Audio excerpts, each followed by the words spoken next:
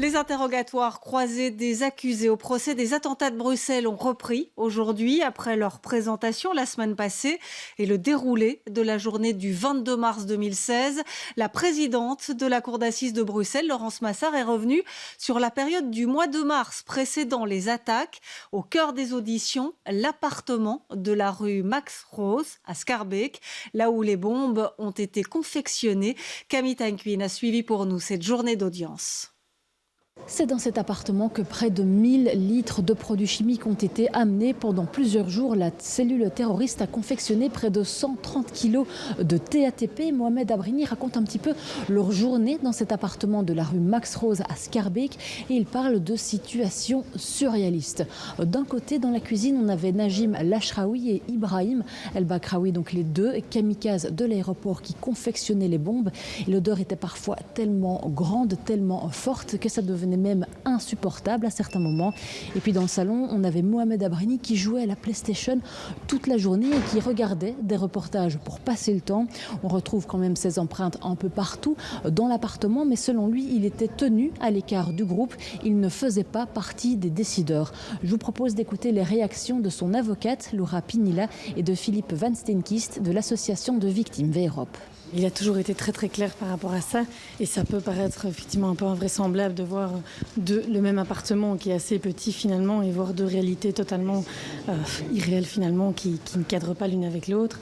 Mais dans ses auditions, il avait toujours expliqué qu'effectivement, même que ce soit à Driss ou à Max Rose, que ses occupations journalières étaient celles de lire, d'être sur la PlayStation, de regarder des reportages, mais qu'il n'a à aucun moment participé à la fabrication du TATP. Lui, il se dit qu'il était dans une chambre et que voilà, il s'occupait plus à jouer au PlayStation, etc. Alors que dans la cuisine, on préparait les explosifs. Et donc pour lui, c'était une contraste. Mais voilà, je crois que l'appartement n'était pas si immense non plus. Puis il parle aussi que l'odeur était insupportable. Donc voilà, je crois qu'il ne faut pas être naïf non plus. Il y a quand même des connaissances de ce qui se passait. Salah Abdeslam s'est lui aussi exprimé. Il a avoué qu'après les attentats de Paris, l'État islamique lui a demandé si on te proposait de commettre un attentat tout seul, par exemple avec une Kalachnikov, le ferais-tu? Non, aurait-il répondu catégoriquement. Le plan était donc de l'envoyer en Syrie dès que possible. Salah Abdeslam a réaffirmé qu'il n'avait rien à voir avec les événements du 22 mars, vu qu'il a été arrêté 4 jours avant, soit le 18 mars 2016.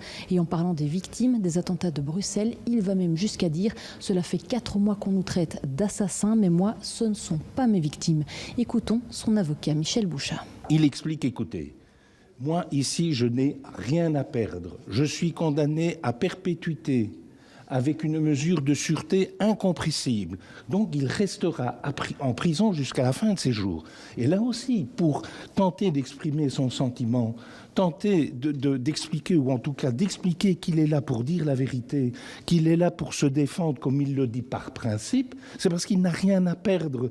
La suite de l'interrogatoire cet après-midi était très détaillée. 7 ans après les faits, les accusés ont parfois du mal à répondre à toutes les questions.